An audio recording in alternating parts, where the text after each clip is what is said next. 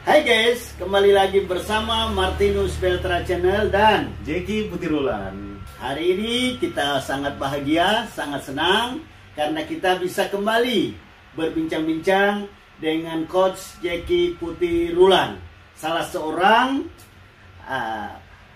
influencer K-pop Indonesia yang sudah memiliki lebih kurang 200.000 subscriber YouTube. Amin, amin. Ya, senang sekali ya, Coach Jeki. sekali, Hari ini kita bisa kembali hampir 7 bulan. Hampir 7 Ya, bulan. hampir 7 bulan kita tidak ada Iya, ketemu. iya, iya. Dulu kita ada membuat satu video Iya. bagaimana kita mewawancarai Coach Jeki yang berada di Bekasi. Iya. Kita di Pontianak. Nah, sekarang kebetulan ada suatu tugas penting, Iya. beliau ke Pontianak. Kita berikan kesempatan untuk menjelaskan beberapa pertanyaan Iya. dari subscriber kita. Ada 6 pertanyaan. 6 pertanyaan. Kami Oke. berharap Oke. Coach Jeki bisa menjawab pertanyaan itu ya. Ada Iya. 6 pertanyaan.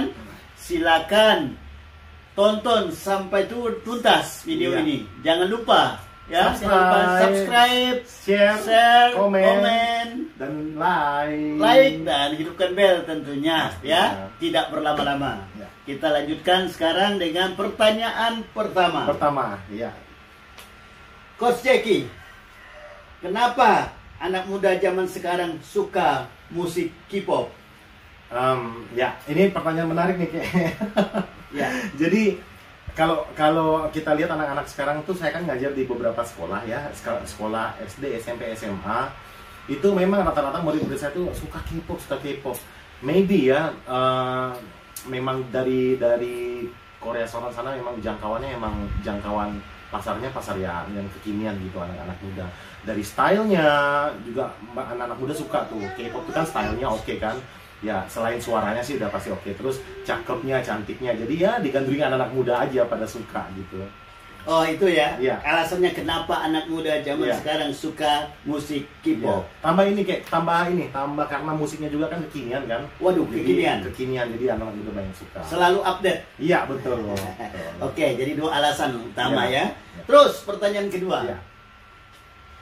K-pop ini kan suka dibilang orang hanya modal ganteng atau modal cantik. Iya, betul. Coba-coba menurut Coach Jeki kira-kira benar nggak anggapan atau tanggapan orang bahwa K-pop ini hanya bermodal ganteng dan cantik? Nah, jadi gini, pada dasarnya memang sih kalau kita nonton ya, rata-rata idol K-pop itu memang cantik, memang ganteng, dan memang mereka tuh pun di audisi kan untuk masuk sebuah agensi, di audisi yang biasanya kebanyakan yang cari itu memang dia bermodalkan cakep dan cantik. Tapi ketika masuk di sebuah agensi, di agensi itu kayak ada training gitu, Ya. di training gitu.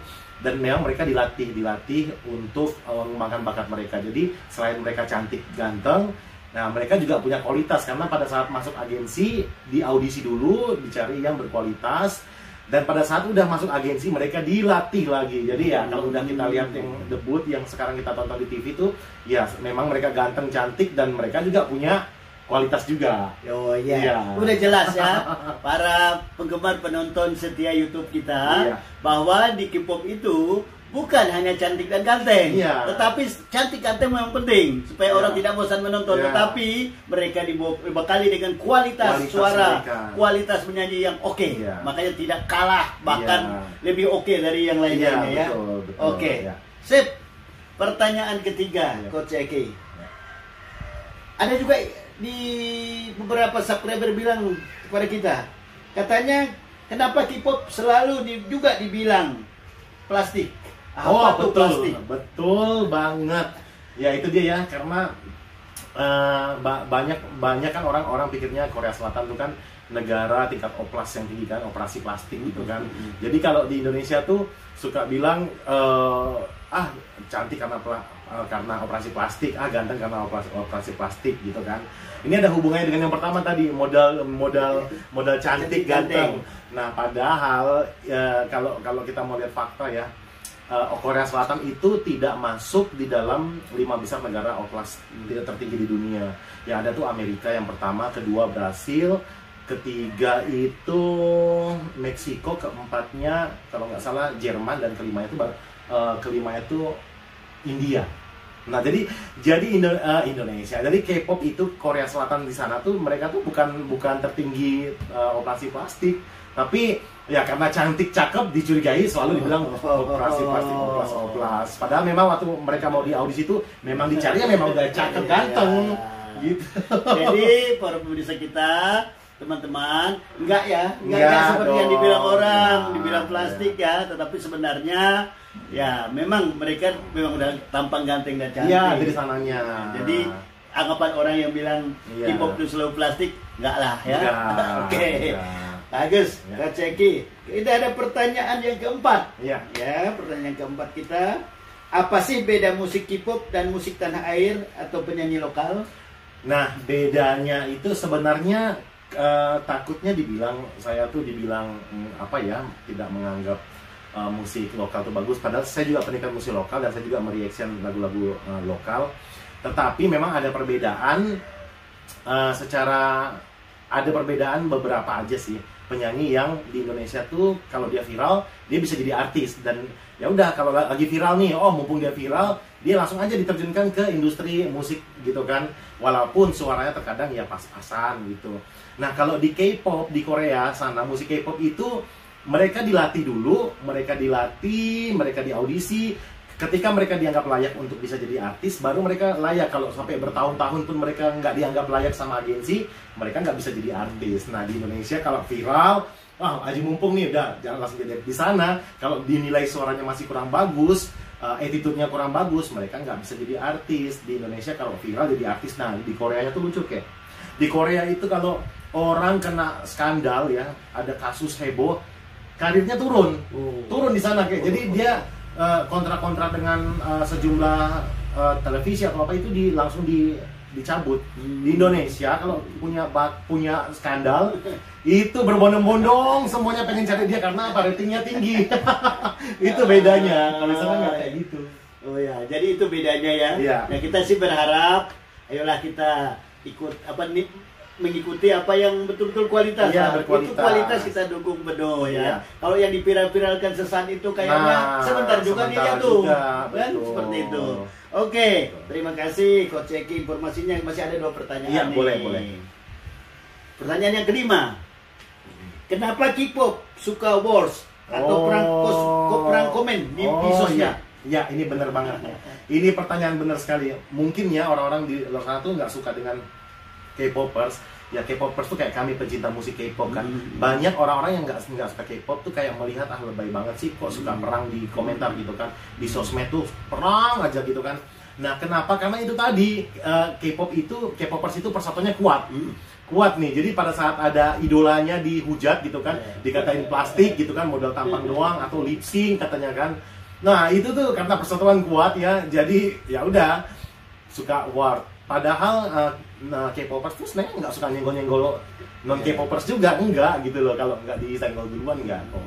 Jadi ya bisa terjadi itu ya karena yang pertama karena kecintaan terhadap idolanya, yang kedua ya karena memang disenggol duluan sih, makanya jadi pada war begitu atau perang komentar. Ya, artinya disenggol dulu, baru dia. Kalau sebenarnya enggak juga, bukan enggak seperti ciri khas, bukan. Iya. Tetapi ketika ada orang menyenggol ataupun menyampaikan sesuatu, sampaikan wajarlah si para pendukungnya membela. Karena apa karena K-pop tuh lagi booming banget di Indonesia. Jadi orang kalau mau viral tuh dia nyenggol gitu, udah nyenggol aja biar viral, diserang rame-rame, dikunjungin rame-rame, gitu kan. Kayak gitu. Oke, terima kasih sekali informasinya ini luar biasa. Baru ini kita tahu bahwa begitu hebatnya K-pop ya, sehingga banyak juga dibully banyak apa, tetapi ya K-pop tetap oke. Iya, betul. Pertanyaan terakhir. Iya, terakhir. Nah, sebagai influencer K-pop Indonesia, ya, Coach Eki, coba berikan pesan. Kira-kira pesan apa yang harus disampaikan kepada penggemar K-popper Indonesia? Iya. Nah, jadi kalau pesan saya sih, kita tuh ngefans dengan K-pop itu ya nggak apa-apa ya, karena itu hak kita kan, kesukaan kita musik K-pop itu. Saya juga menyukai K-pop. Cuma terkadang memang ada teman-teman K-popers itu yang agak berlebihan, yang mungkin segala sesuatu yang berlebihan itu tidak baik ya. Banyaklah kasus, saya tidak akan menjabarkan, akan panjang. kita boleh ngefans sama K-pop, tapi ingat juga bahwa ya kita ini orang Indonesia, kita juga cinta akan negara kita, dan yang punya agama, kepercayaan masing-masing ya tetap juga dengan agama dan kepercayaan masing-masing, karena ada juga beberapa non K-pop itu saking yang K-popers itu saking cinta terhadap idolnya yang memang agak berlebihan. Tapi nggak semuanya, masih banyak juga K-popers tuh yang bisa berpikir dewasa, banyak K-popers yang dewasa. Dan untuk K-popers yang suka war ya, tolong emosinya dijaga gitu ya, tahan emosinya, karena banyak juga tuh yang suka war. Jangan kan antara K-popers dan non K-popers, sesama K-popers saja beda fandom itu kadang-kadang suka war. Jadi tolonglah jangan suka war yang bocil-bocil. Udah gitu aja kayak. Baik, terima kasih sekali Coach Eki. 6 pertanyaan sudah dijawab dengan baik, dengan benar. Mudah-mudahan ini bisa menjawab pertanyaan beberapa subscriber, beberapa penggemar K-popper ya hari ini. Oleh sebab itu, nah kita tunggu video kita selanjutnya. Mungkin nanti ada perkembangan selanjutnya. Hari ini kita akhiri dulu sampai di sini. Jangan lupa subscribe, share, komen, like, dan nyalakan notifikasinya. Ya, silakan di Martinus Belta Channel dan di Jeki Putirulan. Dadah. Dah.